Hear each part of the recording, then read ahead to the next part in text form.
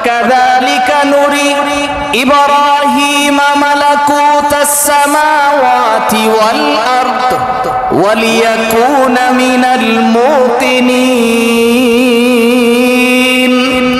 فلما جن عليه الليل رأى كوكبا قال هذا ربي فلما أفل قال لا أحب الآفلين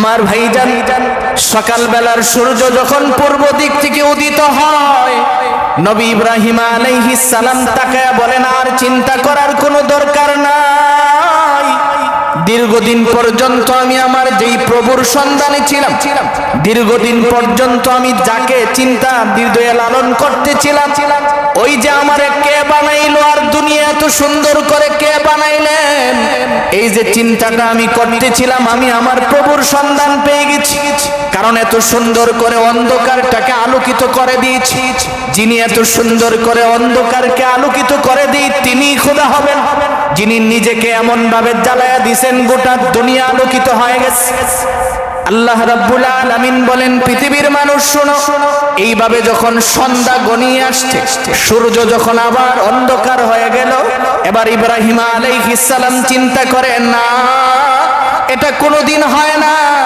যিনি আবার নিভা যায় যেই আলো সকালে থাকে বিকালে থাকে না ইনি কোনোদিন খোদা হতে পারে না রব্বুল আলামিন বলেন ফালাম্মা রাআল কামার বাযিগান ক্বালা হাদা রাব্বি সন্ধ্যার সময় আবার যখন দেখলো রাতের বেলায় চাঁদ উদিত হয়েছে এবার ইব্রাহিম আলাইহিস সালাম চাঁদের দিকে তাকায়া বলেন দেখো না কত সুন্দর দেখা যায় আবার অন্ধকারটাকে আস্তে আস্তে আলোকিত করে ফেলেছে নিশ্চয়ই ইনি আমার খোদা হবেন আবার যখন সকাল বেলা হয়ে যায় চাঁদ যখন চলে যায় ইব্রাহিম আলাইহিস সালাম কয় না আমার খোদা ইনি হতে পারে না এমন করে চিন্তা করতে করতে নিজে আবার সিদ্ধান্ত নিল ফালাম্মা ফালা قال لئن لم يهدني ربي لأكونن من القوم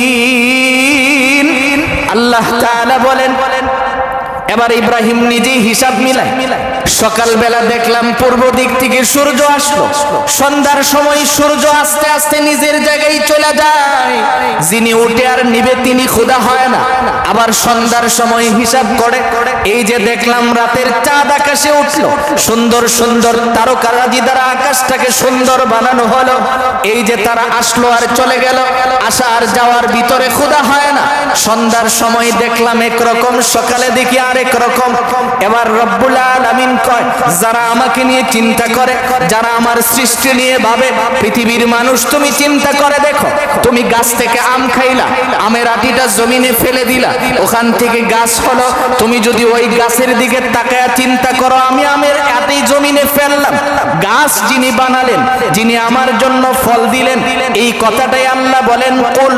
সিরু ফিল আরদ জমিনে তুমি বিচরণ করো জমিন থেকে তুমি আমার কুদরত নিয়ে চিন্তা করো কারণ কুদরতের চিন্তার দ্বারা হিদায়াত নসিব হয় সুবহানাল্লাহ বিসমিল্লাহির রহমানির রহিম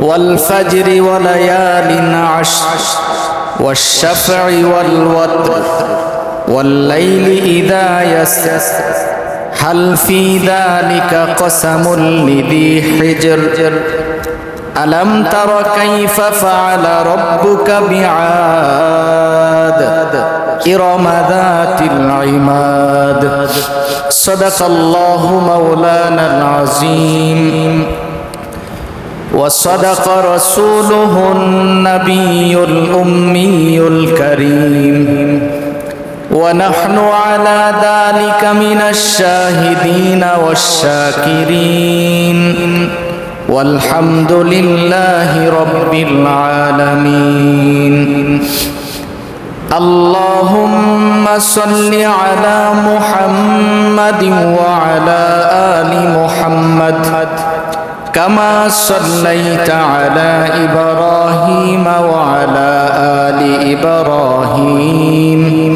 إنك حميد مجيد আল্লাহুম্মা বারিক আলা মুহাম্মাদিন ওয়া আলা আলি মুহাম্মাদ কামা বারাকতা আলা ইব্রাহিম ওয়া আলা আলি ইব্রাহিম ইন্নাকা হামিদুম মাজিদ। লা ইলাহা ইল্লাল্লাহুল হালিমুল কারীম সুবহানাল্লাহি ওয়া বিহামদিহি সুবহানাল্লাহিল আযীম। সুবহানাকা লা ইলমা লানা ইল্লা মা 'আল্লামতানা ইন্নাকা আনতাল আলীমুল হাকীম। নেহায়েত কাবিল ইহতিরাম উপস্থিত দেশ ও জাতির কর্ণধার হযরত উলামায়ে কেরাম, মহান রব্বে কারীমের দরবারে অসংখ্য গণিত শুকর আদায় করছি, যিনি অত্যন্ত দয়া করে মেহেরবানি করে আমাদের হায়াতটাকে দীর্ঘায়িত করে সুস্থ শরীরে পবিত্র জুমার দিনে আল্লাহর ঘর মসজিদে বসে নামাজের পূর্বে কোরআন ও হাদিসের কিছু কথা শোনার তৌফিক দিয়েছেন। এই জন্য আমরা সকলেই পড়ছি আলহামদুলিল্লাহ। মোহতারাম ভাই, আমি আপনাদের সামনে পবিত্র কোরআনে কারিমা থেকে সূরাতুল ফজর 1 থেকে শুরু করে ধারাবাহিক কয়েকটি আয়াত তিলাওয়াত করেছি। আল্লাহ রাব্বুল ইজ্জত ওয়াল জালাল যেন তিলাওয়াতকৃত আয়াত এবং হাদিসের আলোকে আমাকে ইখলাসের সহিত কিছু কথা বলার এবং আপনাদের সকলকে আমল করার নিয়তে শোনার তৌফিক দান করুন। সকলে বলি আমিন। আমার ভাই, দেখতে দেখতে আমাদের কাছ থেকে জিলকদ মাস শেষ হয়ে গেছে। আজকে রাত্রে চাঁদ উঠলে আগামীকাল থেকে জিলহজ্জের 1 তারিখ শুরু। আমরা গত জুমায় শুনেছিলাম কুরবানি যে আমরা করি এটা হলো মিল্লাত আবিকুম ইব্রাহিম, ইব্রাহিম আলাইহিস সালামের একটা সুন্নাত।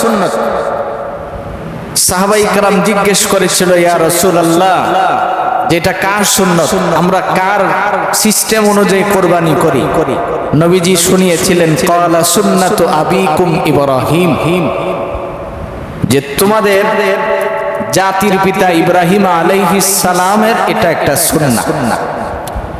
আল্লাহ যদি আমাদেরকে হায়াত দেন, আমরা আগামী জুমায় কুরবানি সংক্রান্ত কিছু কথা শোনার চেষ্টা করব। আজকে আমাদের যে বিষয়টা বোঝার বিষয়, তিলাওয়াতকৃত আয়াতের মধ্যে আল্লাহ রাব্বুল আলামিন কসম করেছেন 10টা রাত সম্পর্কে। আল্লাহ রাব্বুল আলামিন 10টা রাত সম্পর্কে কসম করে বলেন যে এই 10টা রাত এমন রাত, এত দামি একটা রাত। তো এই বিষয়গুলি আজকে আমাদের বোঝার বিষয় যে আল্লাহ রাব্বুল আলামিন সময়ে সময়ে আমাদেরকে কিছু অফার দিয়েছেন ইবাদত করার জন্য।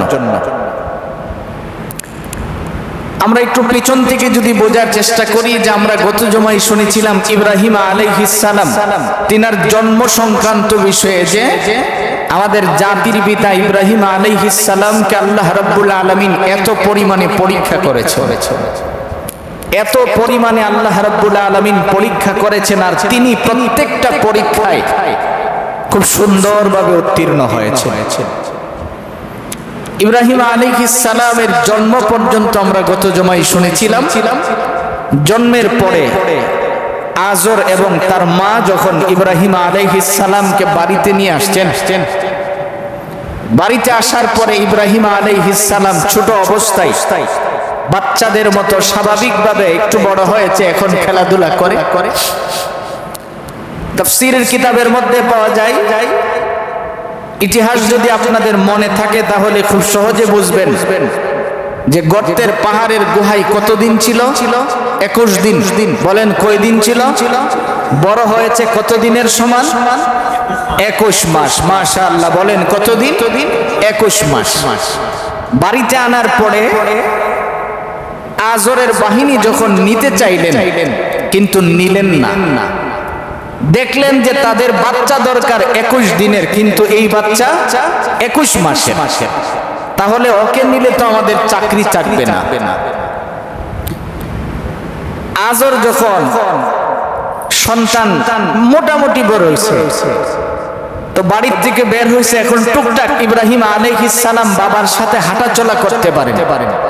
চলতে চলতে একেবারে নমরুদের দরবারে একদিন গিয়ে হাজির, বাবার পিছনে পিছনে।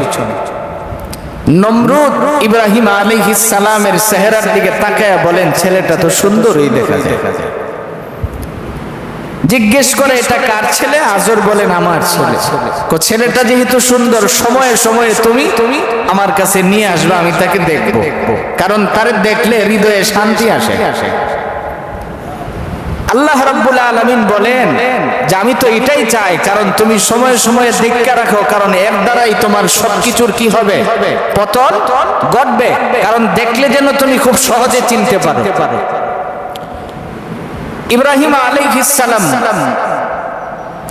7-8 বছর বয়স, আজরের কাজ হলো মূর্তি বানায় বিভিন্ন বাজার। আমরা ছোটবেলায় দেখছি, আগে আমাদের দেশে বৈশাখ মেলা হইতো, আপনাদের এলাকায় হয় কিনা আমার জানা নেই। তো আমার এটা ছোটবেলায় দেখছি যে আমরা যখন ছাত্র অবস্থায় পড়ি স্কুলে ছোট, তখন দেখতাম মেলা হইতো। তো মেলায় গেলে অনেক সময় দেখতাম অনেক লোক বিভিন্ন রকমের প্রাণী আকৃতির বানায়া মেলাতে আইনা বিক্রি করত। তা আজরের কাজ ছিল মূর্তি বানায়া বিভিন্ন জায়গায় নিয়ে বিক্রি করত। ইব্রাহিম আলাইহিস সালাম ছেলে মানুষ, বাবাকে জিজ্ঞেস করে, বাবা আপনি এটা কি বানালেন? বাবা জবাব দিল, আমাদের খোদা বানিয়েছি। কি বানাইছে? খোদা। জিগাই তো কি করবেন? মেলায় বিক্রি করব। ইব্রাহিম আলাইহিস সালাম চিন্তা করে, খোদারে আবার মেলায় বিক্রি করে দেওয়া যায়? এটা আবার কেমন খোদা যেই খোদারে মেলায় বিক্রি করে দেওয়া যায়? আমরা গত জুমায় আয়াত শুনেছিলাম, তার ব্যাখ্যাটা শোনা আমাদের দ্বারা সম্ভব হয়নি, সময় স্বল্পতার কারণে। আল্লাহ রাব্বুল আলামিন এই কথাটাই বলেন যে ইব্রাহিম আলাইহিস সালাম বাবাকে জিজ্ঞেস করলেন, বাবা আপনি বলতেছেন আপনি খোদা বানান আর বাজারে বিক্রি করে দেন, এটা কি হয়? খোদাকে কি কোনো বাজারে বিক্রি করা যায়? আমাদের প্রভুকে কি আমরা কোথাও বিক্রি করতে পারবো? বলেন, বিক্রি করার কোনো সুযোগ আছে? যিনি আমার প্রতিপালক, তাকে কি করে বিক্রি করা যায়? ইব্রাহিম আলাইহিস সালামের ভিতরে চিন্তা ঢুকলো, এটা বলে কি যে খোদাকে নাকি আবার বাজারে বিক্রি করে দেয়? উনি টেনশনে পড়ে গেলেন। সার্বক্ষণিক যেখানে অবসর থাকে সেখানে বসেই চিন্তা করে যে আমাকে কে বানালো এত সুন্দর করে, কেন আমাকে বানানো হলো? এটাই কিন্তু একজন মানুষের মূল মাকসাদ, যে আল্লাহ আমাকে কেন বানিয়েছেন আর আমি বা দুনিয়াতে কেন আসছি। আমার তো একটা হিসাব নিকাশের জায়গা আছে। পশু পাখি খাইলো ঘুমাইলো তার কোনো হিসাব নাই, কিন্তু আমার তো হিসাবের একটা জায়গা আছে। ইব্রাহিম আলাইহিস সালাম এইগুলি নিয়ে চিন্তা করে।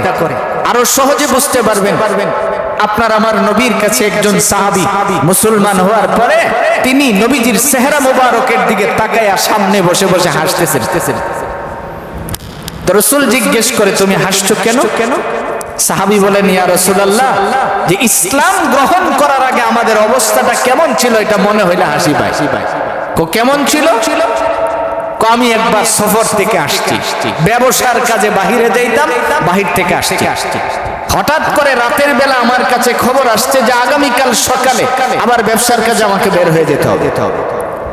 তখন আমি প্রস্তুতি গ্রহণ করলাম যে আমি ব্যবসার কাজে বের হয়ে যাব, কিন্তু রাস্তাঘাটে আমার যখন পূজা করার সময় হবে, আমার কাছে তো এমন কোনো মূর্তি নাই, আমার কাছে তো এমন কোনো প্রভু নাই যাকে আমি সাথে করে নিয়ে যাব। এবার চিন্তা করে কি করলাম, খেজুরের গাঁটটি খুললাম, খেজুর তো আঠালো জিনিস। আমাদের দেশে আমরা যেই খেজুর খাই এটা তো নাম্বার ছাড়া। আরব দেশে যিনারা থেকেছেন আপনারা জানেন কত দামি দামি খেজুর। তো এই খেজুর একটা আরেকটার সাথে জোড়া দিয়ে একটা মূর্তির আকৃতি ধারণ করে একটা বানালেন, যে সকালবেলা আমি আমার খোদাটাকে সাথে করে নিয়ে যাব। সাহাবী রাসূলকে বলতেছেন, ইয়া রাসূলুল্লাহ, আমি এইভাবে নিয়ে যখন সফর করতে করতে রওনা হলাম, প্রতিমধ্যে আমার সমস্ত খাবার শেষ, আশপাশে কোনো বাজারও নাই, কিনে আইনা খাইতে পারবো এমন সুযোগও নেই। তখন আমি আমার প্রভুকে সামনে রাখলাম, রাইখা বইসা আমি বললাম, প্রভু আমি ক্ষুধার্ত, আমাকে খানা দাও। এই যে বলতেছি অত খাবার দেয় না। রাগে তার এক হাত ভাঙা খায়া ফেললাম, একটা হাত ভাঙলাম খায়া ফেলাইলাম, দেখি এখনো নড়ে না। আরেক হাত ভাঙলাম তখনও নড়ে না। এবার পা ভাঙলাম তখনও নড়ে না। আরেক পা ভেঙে খায়া ফেলাম তখনও নড়ে, পুরাটা খায়া ফেলাইছি। রাসূল মুস্কি মুস্কি হাসতেছেন, হ্যাঁ কি যুগে তোমরা ছিলা, নিজেদের ক্ষুধারে নিজেই খেয়ে ফেলছো, নড়তেও পারে না। ইব্রাহিম আলাইহিস সালাম বলেন যে আমার বাবা যখন এইগুলি বানায় আমি জিজ্ঞেস করি, বাবা আপনি কি বানাচ্ছেন? বাবা বলতেছেন আমি তো আমাদের ক্ষুধা বানাই। এবার কতগুলি বানায় ওনার মাথার মধ্যে একটা বুঝা দিয়ে সবগুলি উঠাইয়া দিছে, যাও তুমি আমুক মেলাতে নিয়ে যাও। রাস্তায় গিয়ে ইব্রাহিম আলাইহিস সালাম রাগে পুরা ঝুড়িটা মাথার থেকে ফেলে দিছে। ফেলে দেওয়ার পরে দেখে কোনোটার হাত ভেঙে গেছে, কোনোটার পা ভেঙে গেছে, কোনোটার মাথা ভেঙে গেছে। এই ভাঙাগুলি উঠায়া বাড়িতে নিয়ে আসার পরে জিজ্ঞেস করে আজর, বাবা তুমি কামটা করলে কি? ইব্রাহিম আলাইহিস সালাম বলেন আমি তো কিছুই করি নাই। কে করছে? আপনি না বললেন যে আপনার ক্ষুধা এতগুলি, এক গাট্টিতে উঠাইয়া দিছেন। রাস্তায় যাওয়ার পরে হঠাৎ করে আমার কাছে মনে হইছে মায়ের আওয়াজ পাইতেছি, দেখি যে আমার মাথার উপরে যারারে উড়াই দিছেন হেরা নিজেরা মাইদুর করে হাত পাও ভেঙে ফেলাইছে। হাজর কো আমরার খোদা তো মাইদুর করতে পারে না, ওরা তো নড়তেও পারে না।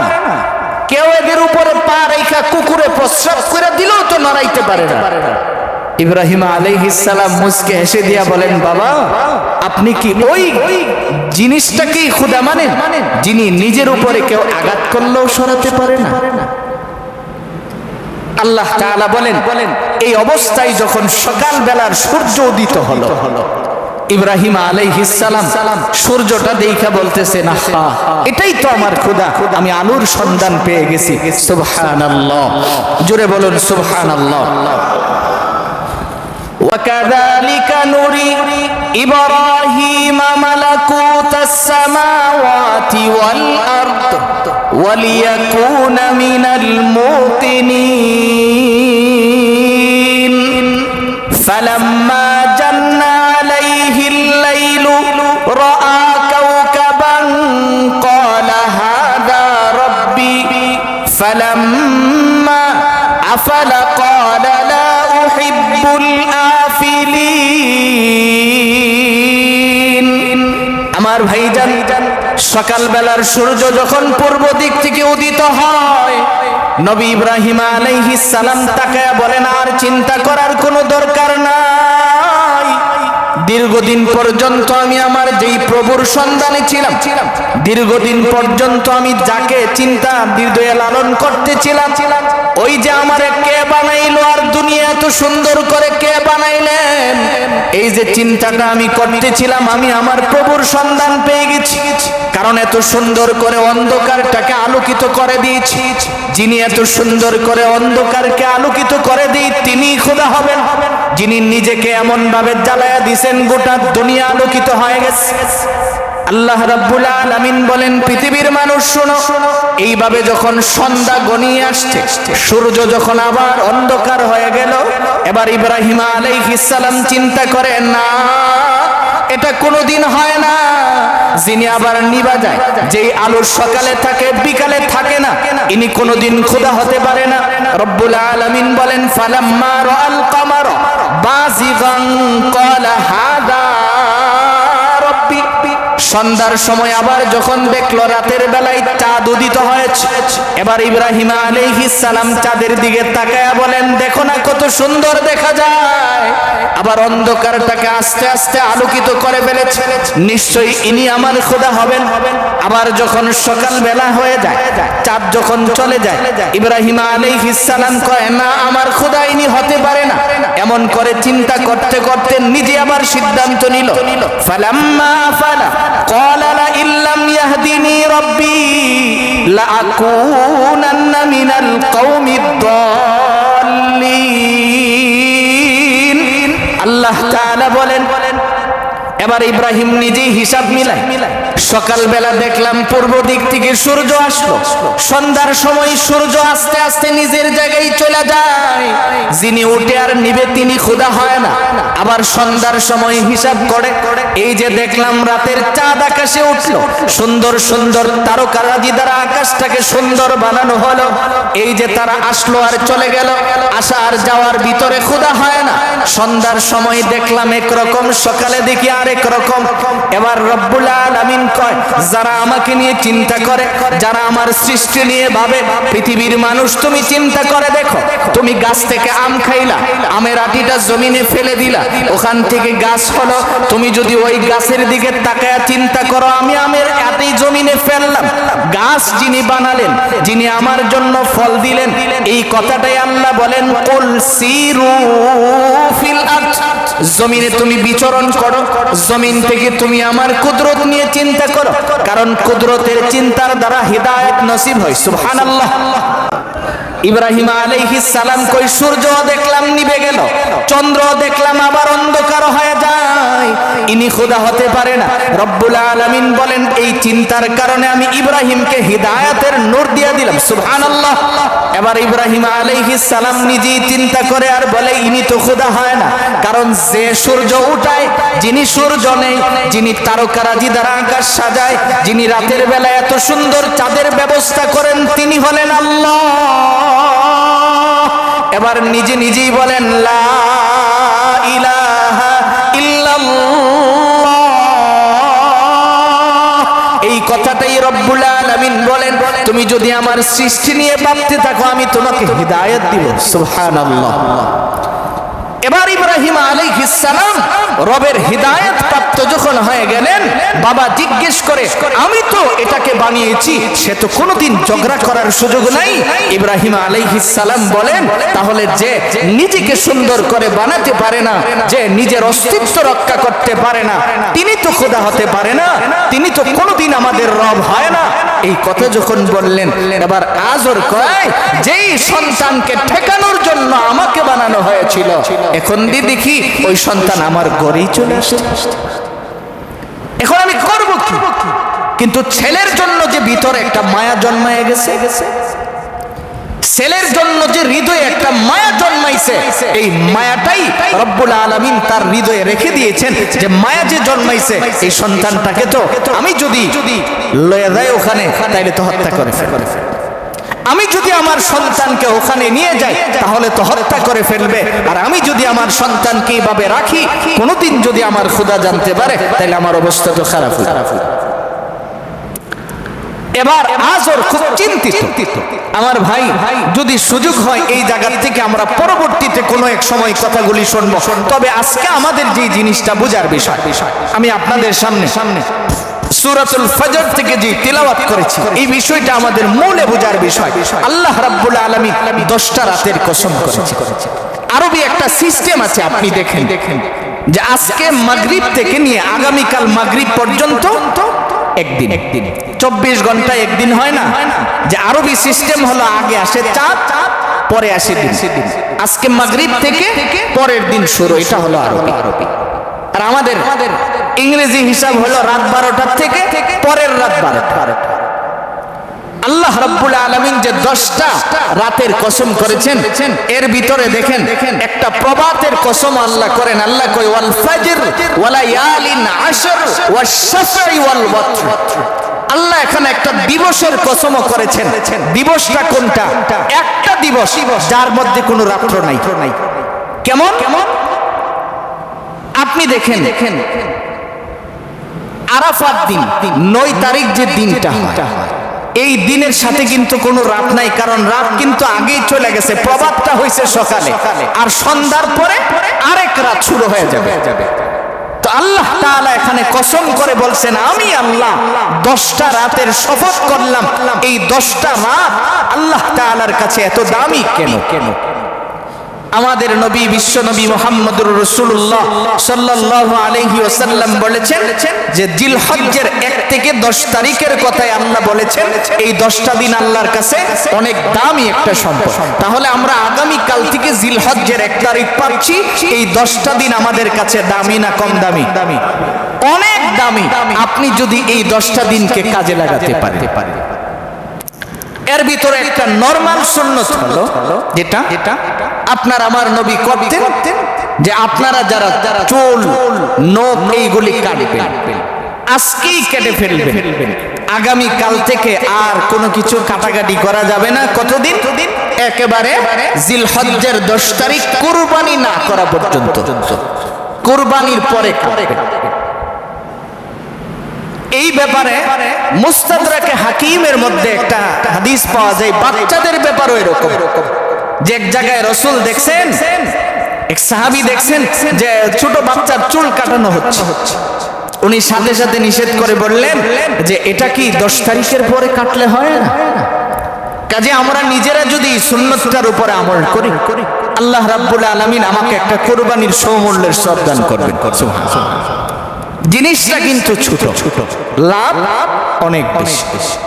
কুরবানি কত দামি এটা আমরা আগামী জুমায় শোনার চেষ্টা করব। আজকে আমরা এই 10 দিনের ফজিলত সম্পর্কে বোঝার চেষ্টা করি, তাহলে আমরা এই 10 দিনের ফজিলতের ভিতরে একটা জিনিস পাইলাম যে আগামী কাল থেকে আমাদের কোনো চুল নখ এইগুলি আমরা কাটাকাটি করব না, নিজেও কাটবো না, নিজের সন্তানদেরকেও সেভ করব। মানে আজকে সন্ধ্যার আগে আপনার কাটাকাটি শেষ করে ফেলতে হবে।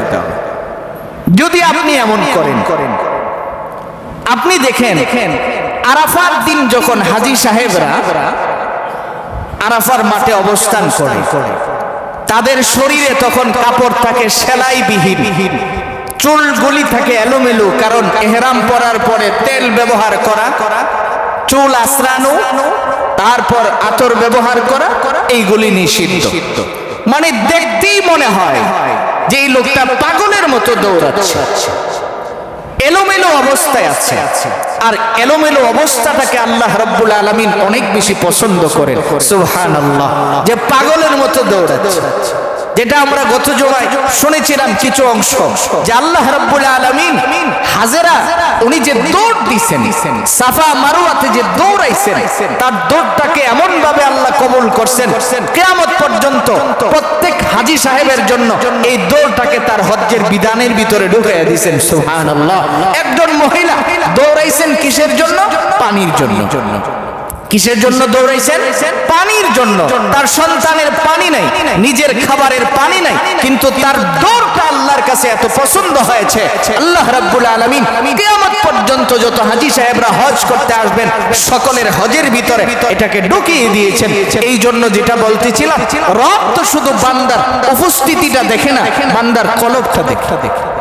আমরা যে আজান দেই, মুয়াজ্জিন সাহেব হাসরের দিন সবার উপরে তার গর্দান থাকবে। মুয়াজ্জিন সাহেবের আজান শুনে যত মানুষ মসজিদে প্রবেশ করবে, নামাজ আদায় করবে, আল্লাহ রাব্বুল আলামিন একটা অংশ সব মুয়াজ্জিন সাহেবকে দান করবেন। সুবহানাল্লাহ। যদি উনি ইখলাসের সহিত আজান দেন, যদি ওনার নিয়ত পরিষ্কার থাকে, তো এত দামি মানুষটারে আমরার কাছে তো দামি মানুষ মনে হয় না, আমরা মনে করি হইলা মুয়াজ্জিন, আরে এই খতিব সাহেবরে তো আমি মূল্যায়ন করি না, আর ইলারে কিতা করুন, মানে আমার কাছে এরকম মনে হয়। অথচ একজন মুয়াজ্জিন সাহেব, তো আজানটা যখন আসলো, সাহাবায়ে কেরামকে নিয়ে নবীজি পরামর্শের মধ্যে বসলেন। কেউ কয় আমরা দফ বাজাবো, কেউ বলেন আগুন জ্বালাবো, কেউ বলেন জ্বলে ডাক দিব, বিভিন্ন মানুষ বিভিন্ন রকমের মন্তব্য করল। একজন ব্যক্তি একদম জীর্ণ শীর্ণ, যার ব্যাপারে শুধু একবারই তার নাম আসছে, গ্রামের মানুষ, তিনিও চিন্তা করতেছেন, আহা যদি আল্লাহ রাব্বুল আলামিন এমন একটা জিনিস আমার দিলে দিয়ে দিতেন, আমি এটা বলতাম, আর এটার মাধ্যমে মানুষদেরকে নামাজের জন্য ডাকা হইতো। এই যে তার দিলে একটা চিন্তা, দিলটাকে যে স্বাভাবিক করে আল্লাহর দিকে মোতাবজ্জ হয়ে চিন্তা করতেছেন। ঘুমের মধ্যে তিনি স্বপ্ন দেখলেন, আজানটা ওনার কানের মধ্যে এই শব্দগুলি শোনায় দেওয়া হয়েছে, সুবহানাল্লাহ। সকালবেলা নবীজি যখন আবার পরামর্শের মধ্যে বসলেন, ওই নামবিহীন গ্রামের একজন মানুষ দাঁড়ায় কয়, রাসূল আমি তো স্বপ্নে দেখছি এমন এমন বলছে, আমাকে কে যেন শব্দগুলি শোনাইছে। নবীজি বলেন, আমাকেও তো শোনানো হয়েছে, এই যে আজান এইভাবে শুরু হয়ে গেছে, সুবহানাল্লাহ। তো কেন? এটা আমি বুঝাইতে চাইলাম যে একজন মানুষের দিলটা যদি এমন হয়, আল্লাহ রাব্বুল আলামিন, আপনি চিন্তা করেন যে আমি আমার 10 দিনে আমার চুলগুলি অনেক বড় হয়ে গেছে, কাটতে হবে, না কাটতে ঈদগার মাঠে গেলে কেমন দেখা যায়, রব কয় না। তোমার চুল 10 দিনে কতটুক বড় হইব এটা আমি ভালো জানি। তোমার নখ 10 দিনে কতদিন বড়, কতটুকুন বড় হবে এটা আমি জানি। কাজেই এই নিয়ে তোমার চিন্তা করতে হবে না। 10 দিন না কাটলে যা হবে, এই সূরতটাই আমার কাছে সবচেয়ে দামি, সুবহানাল্লাহ। হাদিস শরীফের মধ্যে আসছে, রাসূল 4টা কাজ জীবনে কোনোদিন ছাড়েন নাই। নবীজির জীবনে নবীজি কোনোদিন এই 4টা কাজ কি করেন নাই, ছাড়েন নাই, জীবনে কোনোদিন ছাড়েন নাই। এর মধ্যে একটা হলো জিলহজ্জের 1 থেকে এই 9 দিনের রোজা নবীজি কখনো ছাড়েন না। আগামী কাল থেকে আমরা নিয়ত করতে পারি না ইনশাআল্লাহ রোজা রাখবো? এটা কি অসম্ভবের কিছু? সম্ভব, আপনি যদি চান সম্ভব। কারণ প্রত্যেকটা দিন, প্রত্যেকটা রাত আমার যেন কিছু অংশ ইবাদতে কাটে। যদি নাও হয়, আপনি রাত্রে ঘুমানোর আগে ইশারের নামাজ জামাতে পড়বেন, ফজরের নামাজ জামাতে পড়বেন। আপনি রাতের মধ্য কিছু অংশ হলেও আপনি একটু তাহাজ্জুদ 2-4 রাকাত পড়ার চেষ্টা করবেন।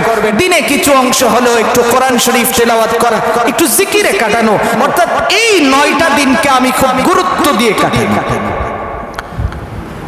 4টা আমলের ভিতরে রাসূল ফজরের সুন্নত জীবনে কোনোদিন ছাড়েন নাই। কোন সুন্নতটা নবীজি জীবনে কোনোদিন ছাড়েন নাই? ফজরের সুন্নত রাসূল কোনোদিন কি করেন নাই? ছাড়েন নাই। প্রত্যেক মাসে 3 দিন নবীজি রোজা রাখতেন। প্রত্যেক মাসে নবীজি কি করতেন? 3 দিন রোজা রাখতেন। এবং মুহররমের 10 তারিখে আশুরার রোজাটা রাসূল কোনোদিন ছাড়েন না। এই 4টা কাজ নবীজির জীবনে কোনোদিন নবীজি কি করেন নাই? ছাড়েন নাই। এই 4টা কাজ নবীজি করছেন। আমরাও যদি করি আমাদের কি কষ্ট বেশি হয়ে যাবে? এটা কি কষ্টের বেশি কাজ? একেবারেই সিম্পল কাজ। তাহলে আমরা এই জিলহজ্জের এই 1 থেকে 9 দিনের মধ্যে যেই জিনিসটা পাইলাম প্রধানত, যে আমরা আমাদের চুল নখ এইগুলি কাটাকাটি করব না। আমরা এইগুলি কাটা বন্ধ করে দিব। কাহারও কাটার জরুরত যদি হয় আজকে সন্ধ্যার আগে আমি কেটে নিব, পারবো ইনশাআল্লাহ। আমাদের বাচ্চাদেরকে আমরা এই রঙাবো। তারপর আগামী কাল থেকে শুরু করে এই 9 দিন আমরা দিনের বেলায় রোজা রাখবো, রাতে ইবাদত করব। যদি সম্ভব নাই হয় তাহলে আরাফার দিনের রোজা, 9 তারিখের রোজা যেন আমাদের কোনো প্রকারে না ছুটে। আপনারা তো গুগল মুফতি পাইবেন, সবার হাতেই তো মোবাইল থাকে। ওই অনেকেই প্রশ্ন করে যে হুজুর সৌদির আরাফা একদিন, আমরার আরাফা আরেকদিন, সাবধান। এই প্রশ্ন নিয়ে বাড়াবাড়ি যায় আপনি নিজের রোজাটা নষ্ট করেন। আপনার বাংলাদেশে যেইভাবে আছে আপনি এইভাবেই রাখেন, আপনি এইগুলি জানেনই না। কারণ যিনারা আপনাকে ওখানে বৈশা গ্লাসের ভিতরে বৈশা যারা আপনাকে ফতোয়া দিচ্ছে, ওরা শুধু ইবাদত নিয়েই তাদের বিশুদ্ধ, অন্য কিছুতে নাই। তারাই দেখবেন কইব তারাবি 8 রাকাত, নামাজ নাই, সুন্নত কি এর, কাজা নামাজ কি এর, এইগুলি কি? আরে আমি আপনাকে বলি, আপনি আমার কাছ থেকে, আমি আপনার কাছ থেকে 10টা টাকা নিলাম, 10 টাকা ফেরত দিয়ে আমি আপনার কাছে মাফ চামো যে ভাই টাইম মতো আপনার আমি দিতে পারছি না, আমার মাফ করে দিন। আপনার 10টা হয়ে আমি মেরা দিলাম, তাহলে মাফের কি হলো? যারা বলে কাজা নামাজ নাই, তো হেরার তো অবস্থাটাই দই যে আপনার টেহাড়ই আমি মেরা দিছি, তাহলে মাফ চামো কেমনে? আগে তো ফেরত দিয়ে বলতে হবে যে আমি আপনার টাকাটা নিয়েছিলাম, সময় মতো দিতে পারি নাই, আল্লাহর রাস্তায় আমার মাফ করে দিন। তো এই জন্য বলছি বাড়াবাড়িতে না যায়, আপনার দেশে যেদিন আরাফা ওই দিনই আপনি রোজা রাখবেন। 9 তারিখের রোজাটা যেন আমাদের কাছ থেকে সুইটা না যায়। ভালো করে মনে রাখবেন, এই 9 দিন রোজা আপনি নাও রাখতে পারলেন, কিন্তু ইবাদতের সংখ্যাটা একটু বাড়ায়া দিবেন। রাতের কিছু অংশ ইবাদত করবেন, দিনে কোনো অংশ একটু কোরআন শরীফ তেলাওয়াত করবেন, একটু জিকির আজকারের সময় কাটাবেন, একটু কোরআন তিলাওয়াত করবেন, একটু ভালো মজলিসে সময়টা পার করবেন। আর না পারি ওই 9 তারিখের রোজাটা আমরা রাখবো ইনশাআল্লাহ, নিজেও রাখবো, আমাদের সন্তানদেরকেও রাখতে অভ্যস্ত করব। যদি আমরা এইগুলি পারি, তারপরে বেশি বেশি করে আমরা এই সময়টা তাকবীর পাঠ করব। 9 তারিখ থেকে 13 তারিখ পর্যন্ত তো এটা নির্ধারিত বাধ্যতামূলক। 9 তারিখ ফজর থেকে 13 তারিখ আসর পর্যন্ত যে তাকবীর পাঠ করা হয় এটা তো বাধ্যতামূলক, প্রত্যেক বালেগ পুরুষ এবং মহিলার জন্য লাজিম, অবশ্যই তাকে পড়তে হবে, অবশ্যই তাকে পড়তে হবে, ছাড়া যাবে না। অনেক সময় অনেকে লজ্জায় উচ্চ আওয়াজে পড়ে না, এটা উচ্চ আওয়াজে পড়া সুন্নাত। তাকবীরটা উঁচা আওয়াজে পড়া কি বলেন? উচ্চ আওয়াজে পড়া সুন্নাত। আমনে তো লজ্জায় যে আমনের আওয়াজ জানে আরেকজন শুনেন। আবার মহিলার জন্য উচ্চ আওয়াজে না, পুরুষের জন্য উচ্চ আওয়াজে পড়া সুন্নাত, মহিলার জন্য নিচু আওয়াজে পড়া সুন্নাত। আচ্ছা, এখান থেকে একটা মাসআলা, যেহেতু মনে হইছে বইলা ফেলাই, অনেকেই ঘুরে ঘুরে বাড়ি বাড়িতে মনে হয় মহিলারা তালিম করে, তো ঘুরে ঘুরে যদি তালিম করে, তার কণ্ঠটা রাস্তা দিয়ে যাওয়ার সময় যদি কেউ শুনে, সওয়াবের চেয়ে গুনাহ হবে বেশি। সওয়াব তো নাই, বরং গুনাহ আরো বেশি হবে। তাইলে লাভ হইল কি? আমি তো আইসি লাভ করতে, মনে করেন 10 টাকার বাজার থেকে ফল কিনা নিয়েছি, এটা 12 টাকা বিক্রি করতে পারলে আমার 2 টাকা লাভ হলো। এখন যদি আমার পুঁজি দেই জায়গা, আমার কণ্ঠ যদি আরেকজন শুনে, তাইলে তো জিনার গুনাহ হইল, আমার লাভ হইল কি? আমার তো পুঁজি 0 আনা বরবাদ হয়ে গেল। সাবধান, এইগুলি থেকে সাবধান থাকবে, বলেও যেন এইগুলি না হয় যে ঘুরে ঘুরে তালিম যদি তারা করে রাস্তায় তাদের পর্দা ছুটতে পারে। কোন মাদ্রাসায় নির্ধারিত জায়গা যদি হয় এটা ভিন্ন ব্যাপার, কিন্তু বাড়ি বাড়িতে তালিম কইরা যদি তাদের আওয়াজ পরপুরুষের কানে যায়, এতে কইরা তো জিনার গুনাহ হবে। কারণ আরেকজন শুনলে রাস্তা দিয়ে যাওয়ার সময় ইলা যদি চিন্তা করে কণ্ঠটা তো সুন্দর হয়ে দেখা যায়, না জানি মানুষটা কত সুন্দর। আল্লাহর রাসূল কয় যে এই চিন্তাটা যখন তার মাথায় তুমি ঢুকাইয়া দিলা, জিনার গুনার ব্যবস্থা তো তুমি করে দিবে। এই জন্য খুব সাবধানতা অবলম্বন করা। মোহতারাম ভাই, যেই কথা বলতেছিলাম, আমাদের সমাজে আরেকটা ভুল প্রচলন আছে।